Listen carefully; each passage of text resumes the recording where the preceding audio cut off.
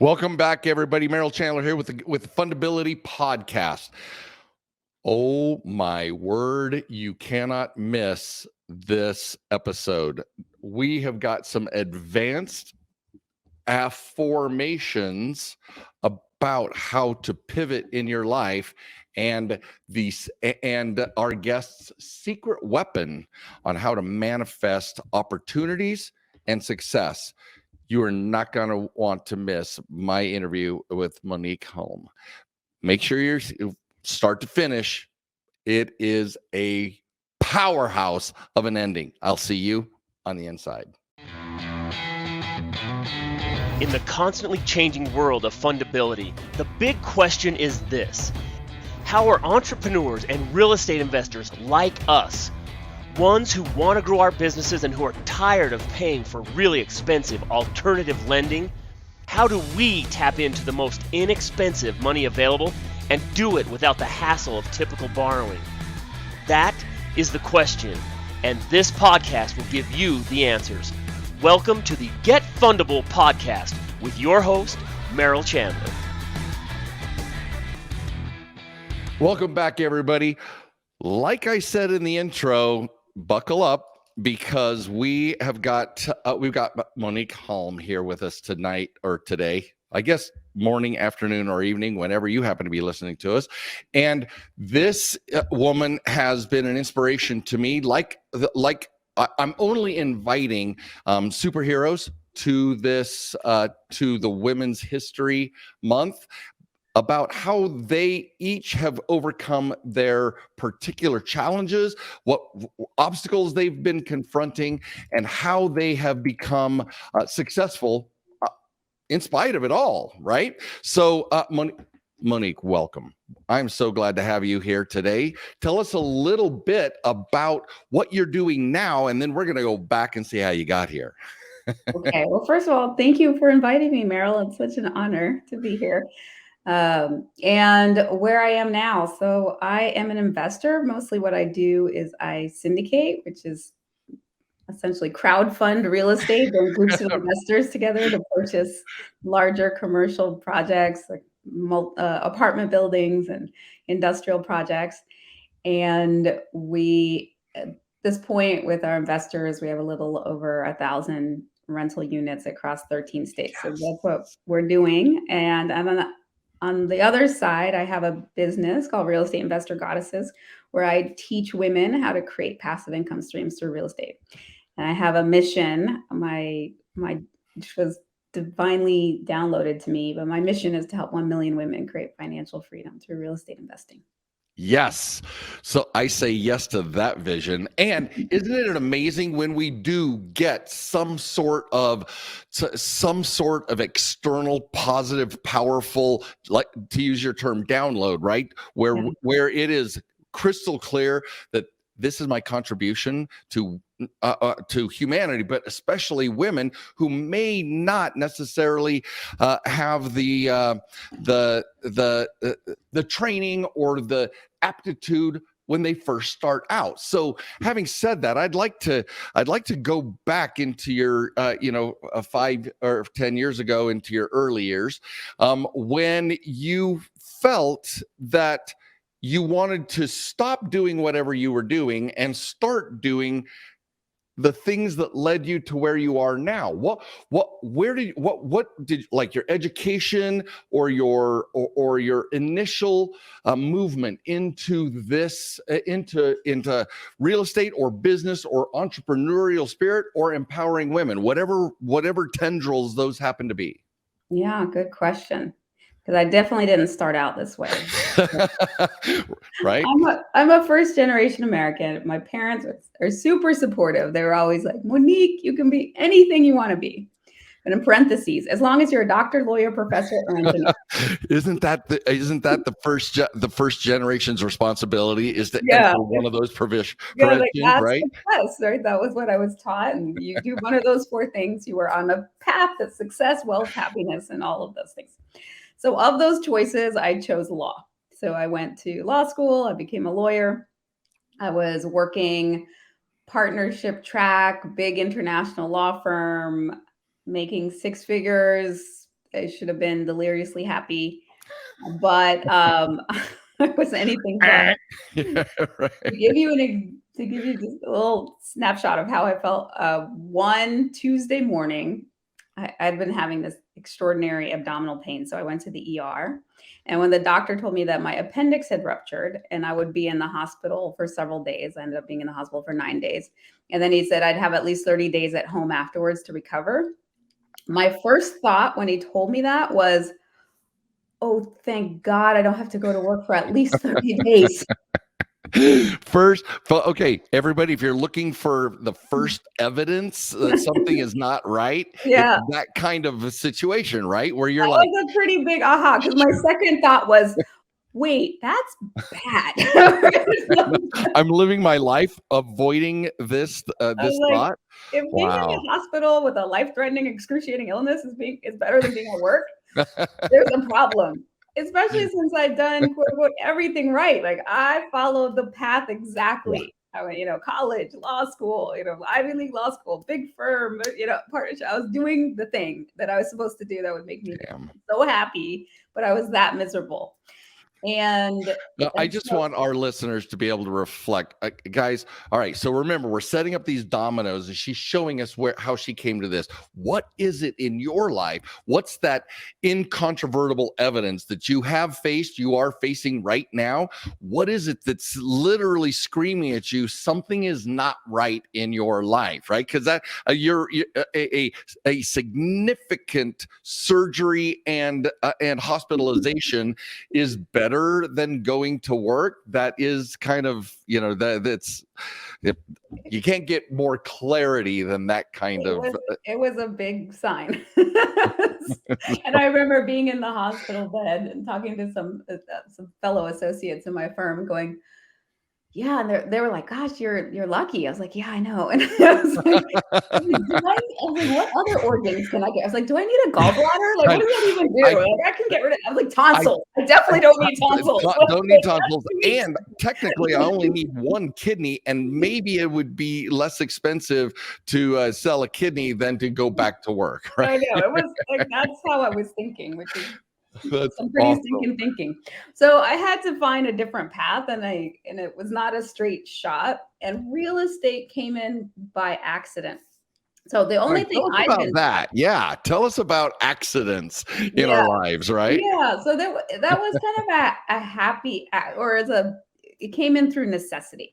So the only thing I'd ever been taught about real estate, was that you buy your own house. So that my path was you go to college and grad school, you get a good job, you buy a house, the house, the car, you work until you're 65, 70, gold watch, you play golf for a few years, you die. Like that's the Okay, I'm miserable now. like that's the American dream. That's what we're supposed to do. Did you get that lesson? I got that lesson. Yeah, no. Yes, we will get into that in a moment when we come to alternative paths, right? Yeah, so I was trying to follow the plan, and I thought I was still working as a lawyer, but I had left that law firm. I tried different things. It was like that law firm sucked and I was miserable, and I was, better than maybe this other law firm is better, or this small firm. So I was trying to find my way within law at this point to see where I could find a place to be happy. Are there other? Ultimately, it turned out there was no place. Well, I'm going to take that sheepskin, just put it in storage because it's not really going to help me much, other than the mental acuity that it causes you to sharpen a brain. Some of these very things that you're going through, Monick, is facilitated by a sharp brain that was trained very, very clearly, right? I have no regrets for any part of my journey, because if it wasn't for those parts, I wouldn't be here, right? So we're connecting the dots. So I'm super grateful for all of it, even if it was, I spent 10 years practicing law and pretty unhappy. I was not quite as unhappy as that first law firm. But I didn't prefer to be in the hospital bed later. All right. Well, so miserable, but I was okay. nowhere happy. And I want to remind our audience that, guys, laughter we laugh at the absurd because it's so terrible that instead of crying, we laugh to release the same amount of energy. So we're laughing. I'm just noticing how much we're laughing here because it is so sadly true that it's absurd. So we're not crying yet, but know that this is there is another way. Tears at the time, but now I laugh about it. Right. Enough time has passed. I won't lie. I won't say there were no tears at the time. There were, but now I can laugh because all of it brought me here and brought you here. where I am. Yeah. So the only thing I'd been taught about real estate was that you buy your own house, which isn't really an investment for those who kind of studied the rich dad, poor dad model. It's like an asset is something that pays you money every month. The liability is something that takes money out of your pocket every month. So I was taught to get the house that you live in, that would be taking money out of your pocket. And so I went to do that. This was 2005 in Los Angeles, where I live. And even back then, a starter home in a semi-decent neighborhood, not a mansion in Bel Air, Beverly Hills, but just like a neighborhood where you're not likely to have a drive-by shooting kind of thing. I love that. That is Bel Air and drive-by shootings. Everywhere in between costs about upwards of $600,000, $700,000. There you go. That was 2005. So I was making a little over $100,000. I didn't have a bad salary, but it was still a stretch. So I couldn't afford a house by myself. A friend of mine who was in a similar boat suggested that we buy a duplex together. So the original idea is we'd get a duplex with 2 equal sides. He'd live on one side, I'd live on the other side. We could each afford half a house. So we were like, let's do that. But instead of finding a property like that, we ended up finding and falling in love with this old Craftsman that had this larger downstairs unit, an upstairs 2-bedroom apartment. It had a converted garage in the back that was another 1-bedroom unit. And so we each decided we would take a bedroom in the larger unit. We rented out the upstairs. We rented out our back house. We even rented out our basement. And I started house hacking before I knew that was a thing. Ta-da. Ladies and gentlemen, I'll be here all week. All of a sudden, I'm a landlord. You're already a landlord. Real estate investing, here we come. And these people are paying my mortgage. And I thought, this is awesome. This is great.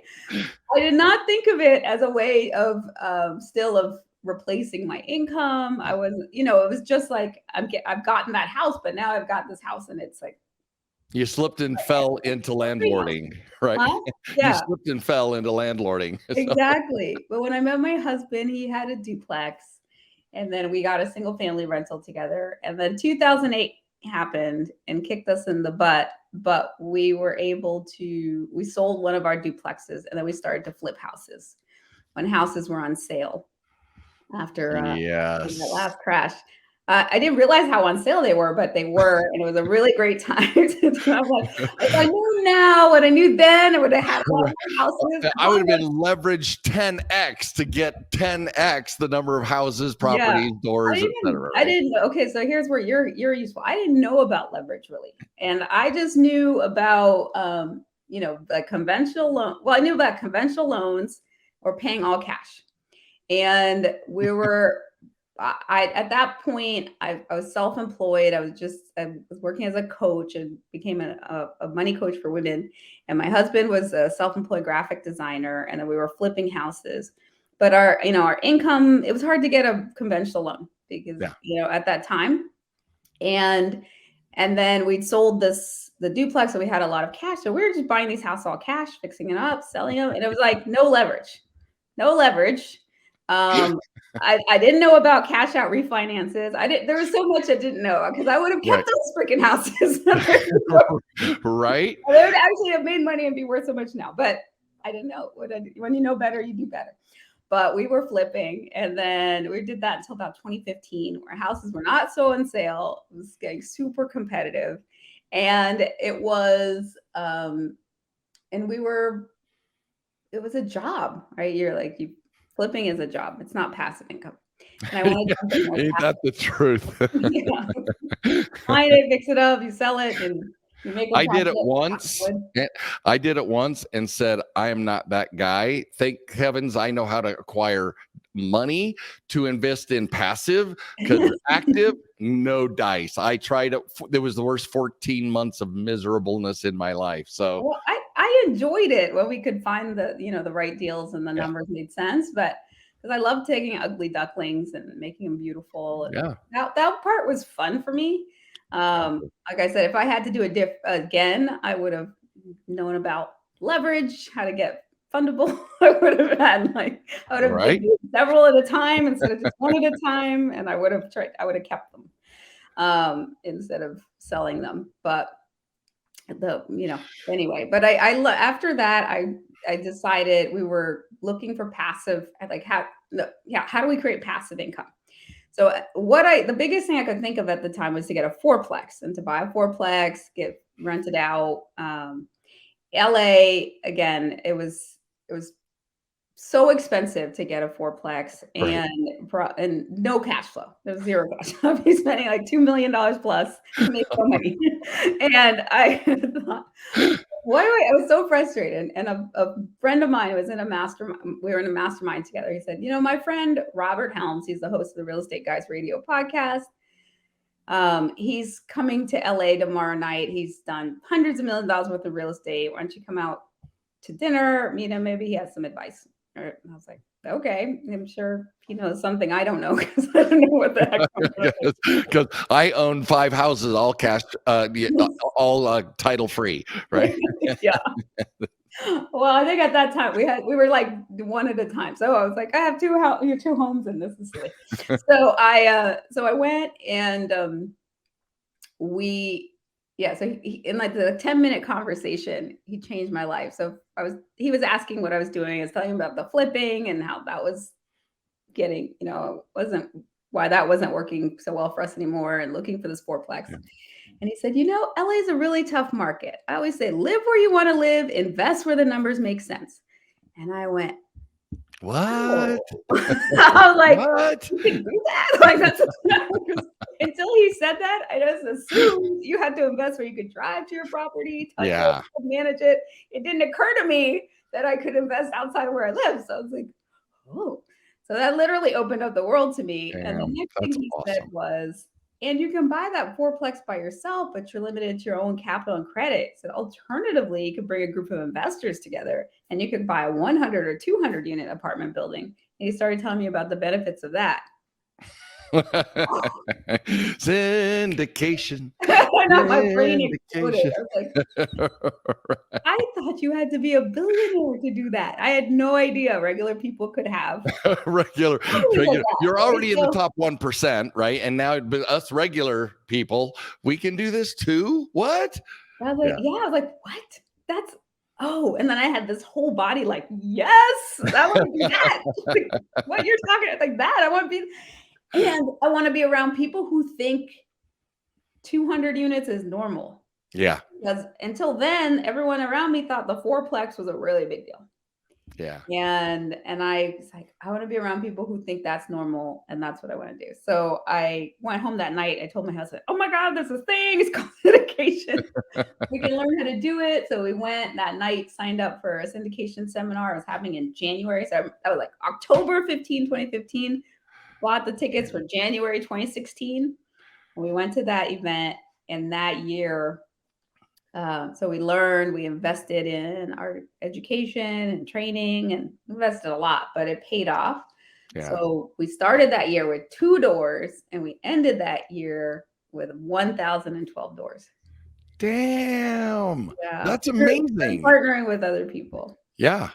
That's spectacular. All right.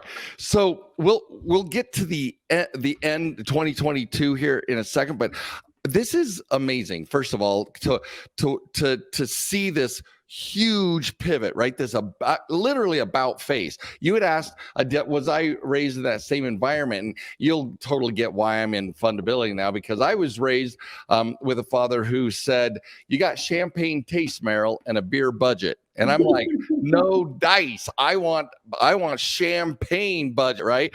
So leverage was an early play for entrepreneur. Leverage was an early for me, but of course, I got the crap beat out of me through learning how to become an entrepreneur, how to leverage correctly.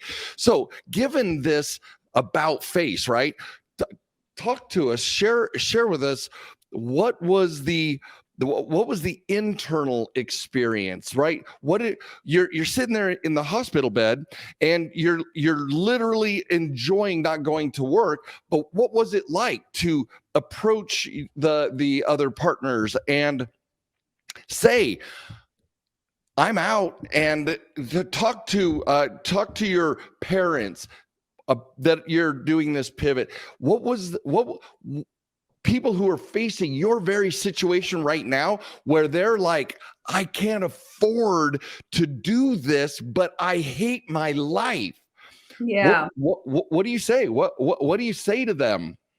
I wish I could tell you that I was so brave and I was like, F you. And like, why? Like, I had this, like, I don't know, this big moment where I gave a speech and, like, Jerry Maguire out of there. Like, Jerry Maguire sitting there with his basket full of stuff, walking out the door. Like, right? I did not have that. So I had a gift. It didn't feel like a gift at the time, but it was 2008. And I was pregnant, and that was like a week after I told my boss that I was pregnant. And I was working in a small law firm at the time, and he called me into his office, and I was expecting to get a bonus. And so I sat, or to talk about like maternity benefits, or actually, really, I was thinking we'd talk about bonuses. I've been working so hard. I've been working till like midnight most nights. And instead I got fired. So, oh snap. Yeah. Oh snap. I was like pregnant, and it was actually, my belly had just popped out. Like, I'd been looking fat, and then all of a sudden I finally looked pregnant. That moment when you stop looking fat and you look pregnant. Yeah. Right? So I was happy until I got fired. I was like, oh great, now I look pregnant. Who's going to hire me? And so I decided I'm going to wait until after I give birth. I'll take a short maternity period, then I will look for another job. So my daughter was born in late August of 2008. Within a month, the economy and the markets were in free fall. Yeah. The job market disappeared. It was not a good time to be unemployed. And pregnant. And it was the best gift, because I probably would have gone back to law. Even though I was miserable, I wasn't as miserable as I had, it was like on a scale of 1 to 10, when I was in that hospital bed, I felt like my life felt like a 2. When I was, at that last job, it was probably a 5 or 6. It was like a 5. It was still pretty unhappy, but I probably would have stayed because I didn't expect to live at a 10. I thought, it's like, it's better than the 2. Yeah, okay. So, right? Like, speak to that. I've got to bracket this. That is amazing insight. I'm at a 2, but I don't mean to put words in your mouth. I never have expected to live at a 10. How does that feel, that dissonance inside of you to be like, I'm willing to accept a 2. I'm miserable, but hey, this is what my path is? Well, a 2 is hard to accept. That was unacceptable. All right. So I did leave that job. A 2, it's like, bye.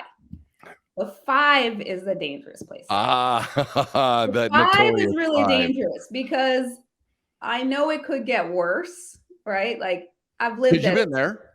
So, but a 5 is like, well, it's not the 2. I'm not happy, but it could be worse.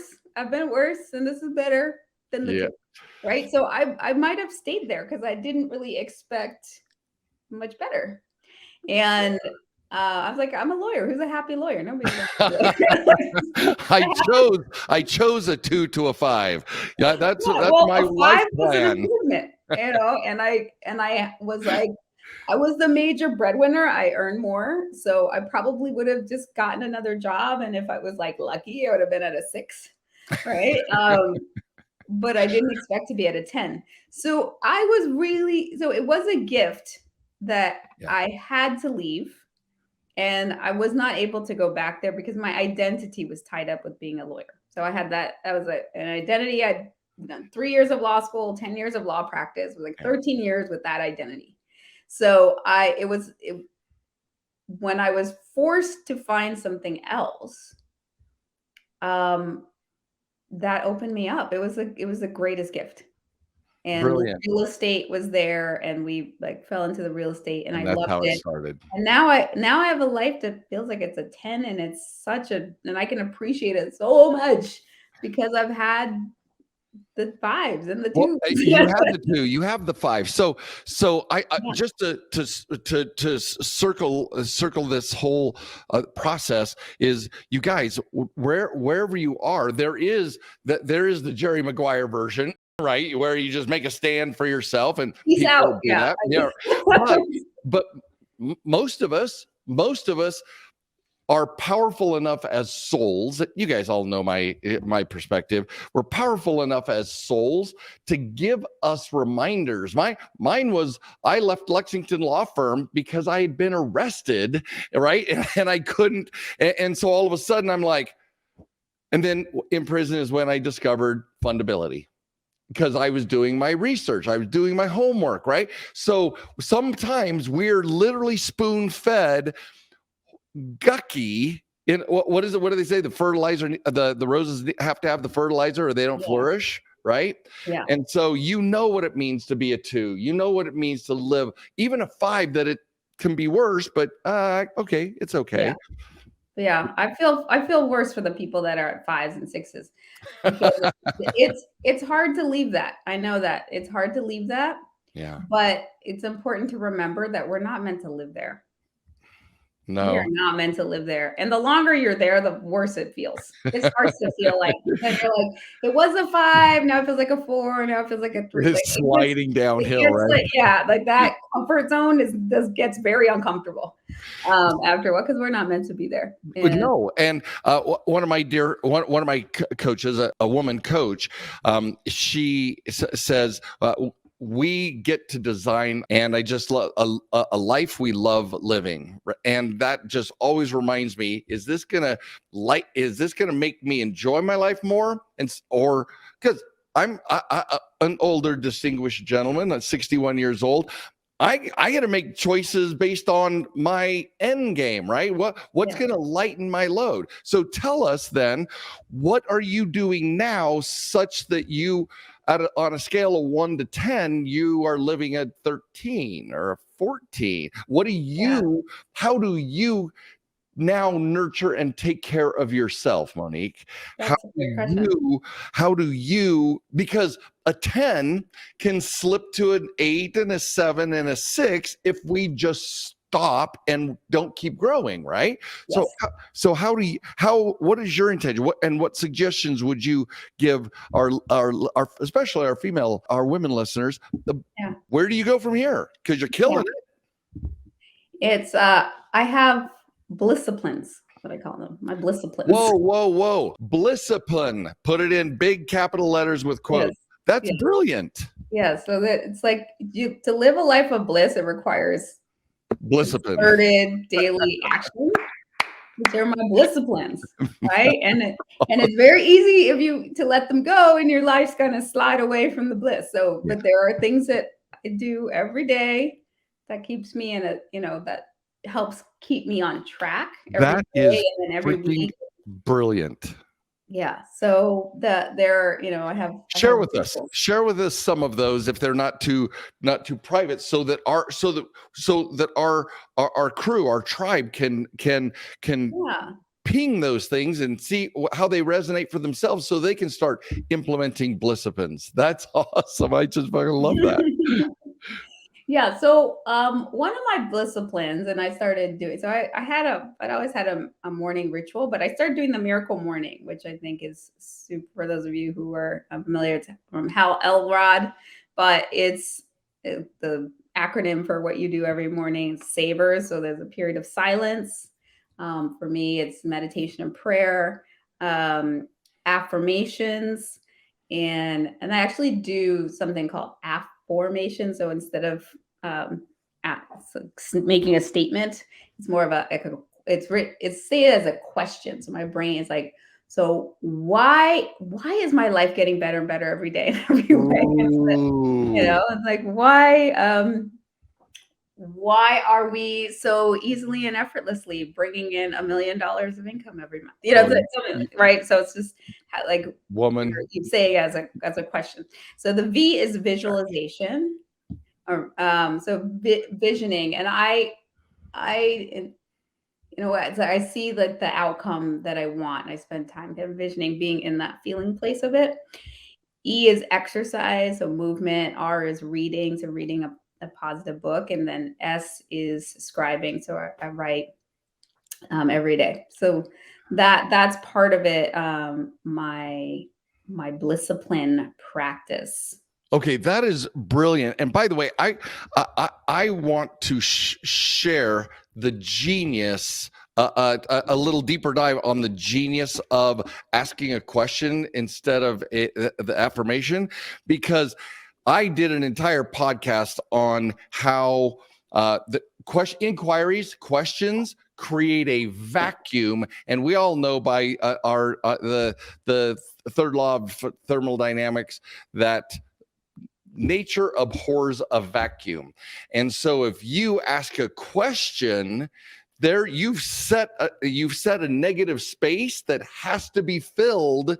And if the question is, how is it so easily that we're attracting all these great opportunities, the only answer is because it is easy, right? And so it's filled. You're correct. This is brilliant. Pay attention, everybody. I didn't make this up. There's this book called Affirmations. It's by Noah St. John. I'm a big reader. I'm always reading, but well, that's part of your R of savor, right? Yeah, that's part of my Blissipline. Read books, glean other people's wisdom. Absolutely. Well, the book of affirmations. I think that's brilliant, because when you ask, it's almost like, think of it as sales to the universe, because what you're doing is you're asking an inquiry, a question, an open-ended question that the answer is inherent in the answer is inherent in the question. So it's like, well, because it's easy. That's why why is it so easy? Because it is. And that's brilliant. Okay. That's really a home run. That's affirmations. Yeah.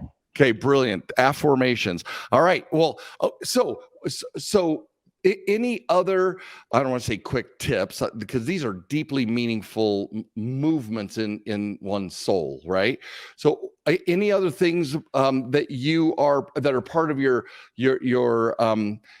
part of developing your bliss every day, your rituals? I call it grand rising instead of good morning, right? So what are some of the things that create this open-ended, open-hearted, open-minded experience that you are? All right. So I'm going to give you the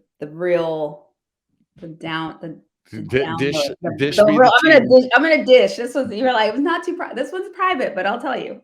Oh, I am honored that you'd be willing to share that with me. I'll share it before. I'm an open book, but it's unusual. But so basically my real secret weapon is using orgasm. So I have a process with my husband, and because it's orgasm, when you're in an orgasm, you're at your most attractive, not like good looking attractive, but law of attraction Energy. Absolutely. Yeah, so there's like that energy there. And that's even talked about in the book Think and Grow Rich. A lot of people don't realize, but there's a whole chapter on sexual transmutation, I think it's called. Yes. So there's like, I love that you're going here, because it is. Keep going, because this is awesome. Yeah. So I'll go there anyway. So what? I know. I'm in. I'm already here. I'm like, I'm here. You asked about the Blissipline. This is it. So we have a morning date where we meet, and in orgasm, the other we'll say something, we'll have like the other person will speak it into the orgasm, right? What they're creating. So we'll be in an orgasm, and it's like $10 million. I know, right? Okay. This is beautiful. So if anyone gets nothing else from this, it's like, Never waste an orgasm. Okay, so there is a huge, I mean, multiple cultures, multiple disciplines all affirm the power because like you said, we're most beautiful, most soulfully beautiful, attractive, You are open. good. We are so open that the experience of an orgasm actually is like a laser instead of a sun shining and that warms us. It's like a laser of intention it's every focused soulful part of us is literally like bing, right? And so I love that you broached this because I'm a firm believer, and it is an opportunity to declare some grand, because we're in the middle of a grand mystical experience. Yes. Why not exclaim a grand mystical opportunity for ourselves, right? Yeah. So we call it our orgasmic manifestation practice. Okay. We meet every morning in bed and we do this. And obviously it's great for our marriage. To have that. And also just there's no downside to that practice. Yeah. There's no downside. Thank you. And if you don't have a partner, y'all, you can do it alone. Yeah, absolutely. It is not, a partner is not required.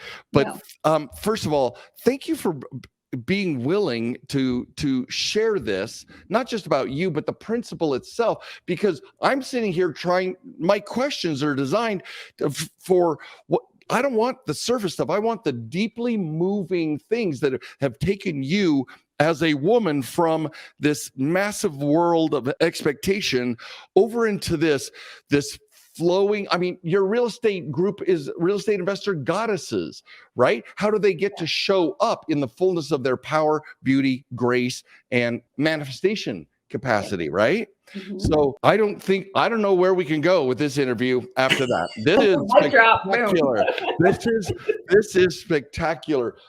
Monick, first of all, we've known each other for years, and your group truly is inspiring. I've had an opportunity. I'm going to brag for a minute. It doesn't happen often, but every once in a while, Monick will have a gentleman speak to her goddess group, her goddess investors, because she wants goddesses to inspire goddesses, right? Totally get it.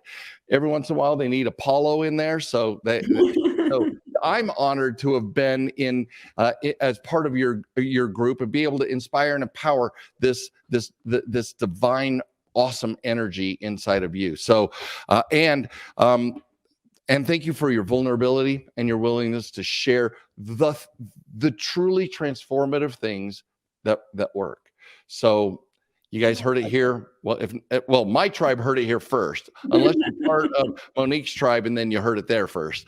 So, but thank you, Monick. What would be, if you could put down into 1, 2, 3, 4, 5, a few steps or things, priorities or values, what would you encourage, invite, challenge our listeners today, especially our women goddess listeners? What would you invite them to think, feel, explore, notice, etc.? What would be the 3 to 5 things that are just like, do this and then email me the results or whatever. Just what would you do? What are those final words that we can depart on? Yeah. So the first thing is to know that you're meant to live at a 10 plus, right? So get a sense for yourself of what that means to you. It's very different. My 10 is different from Merrill's 10, which is different from yours, right? Yeah. So what does that look like in each of the areas of your life? Get that clear, get it written down if you can, and then start taking daily action towards it. Start doing disciplines, right? Find rituals that will work for you so that you can stay in a higher emotional state. I mean, ultimately, whatever we want because of how it'll make us feel. And so we're I want, even like when I went to law school, I did law school because I thought, and became a lawyer because I thought it would make me feel successful. I thought it would make me feel happy. And so the other thing I would say is do things every day that make you feel that way, because the journey, if the destination doesn't feel good, so if the journey doesn't feel good, the destination won't either. It's gonna suck. Right? Like, it's not, you can't have an unhappy journey and then like the destination, you're just not gonna like it. So my journey, like even law school, it was just miserable. And I thought, well, it'll be better when I'm a lawyer. When I get there, when I'm a partner. And it was like, no, it's not. It doesn't. The journey is a hint of what the destination is going to feel like, right? It is, it's exactly what the It's going to be the feel same. like. I take it back. Yeah, and life is the journey. Life is the journey. So every day, do those things that make you feel how you want to feel, and the destination will feel that great, and then the journey of life will feel like that as well. So that's the advice I would give you.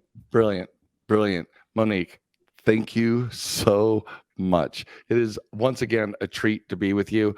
And I'm glad that you've joined us. Everybody, so glad you were here for this amazing. You better be writing shit down, guys, because this is, and then implementing it, because this is coming from the place of one of the biggest pivots you can do in your life. And here we've had a precious and perfect example of somebody who is willing to do so, even if we slipped and fell into real estate investing. You can slip and fall into your ultimate 10 plus life. And I encourage you to do so, guys. Yeah. Have a beautiful, thank you so much, Monick. And you guys, I will see you next time when we come back to the Fundability podcast. Thank you for listening to the Get Fundable podcast. Please leave comments, because Merrill would love to read about your aha moments from this episode. And be sure to visit getfundable.com to read our blog, get important links, join our community, and much, much more, like ordering Merrill's tell-all book that is changing the world, The New F Word. And you gotta tell your friends about this podcast, because we want them to get fundable too.